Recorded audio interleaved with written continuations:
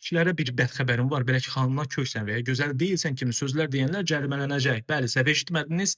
Deyirəm görəcəyimiz günlər hələ qabaqdadır. Qısa başlıqla qarşınızdayım. Belə ki, Azərbaycanda ailə-daxili münasibətlərlə bağlı yeni hüquqi yanaşma müəyyən edilib. Qəbul olunmuş qərara əsasən həyat yoldaşının xarici görünüşü ilə bağlı alçaldıcı ifadələr işlətmək müəyyən hallarda qanun pozuntusu kimi qiymətləndirilə bilər. Bu barədə Baku TVN-nin hazırladığı video materialda bildirilir. Məsələ şəxsiyyət hüquqlarının müdafiəsi haqqında Ali Məhkəmə Plenumunun qərarında öz əksini tapıb. Qərara əsasən ailə üzvünün şəxsi və ailə sirrini yaymaq, onun bəyənilmədiyini nümayişkaranə şəkildə bildirmək və ya alçaldıcı ifadələrlə nüfuzuna xələl gətirmək hüquqi məsuliyyət yarada bilər. Hüquqşünas Mircavit Miriyev bildirib ki, əgər bu cür ifadələr qarşı tərəfi alçaltmaq, nüfuzdan salmaq və ya ictimai qınaq obyektinə çevirmək məqsədi daşıyırsa, bu təhqir və ya psixoloji zorakılıq kimi qiymətləndirilə bilər. Əgər alçaldıcı ifadələr kütləvi çıxışlarda, media və ya internet informasiya resurslarında yayılarsa və bu şəxsin şərəf və ya ləyaqətinin qəsdən alçaldılması ilə nəticələnərsə, Cinayət Məcəlləsinin 148-ci maddəsinə əsasən məsuliyyət yarana bilər. Bu halda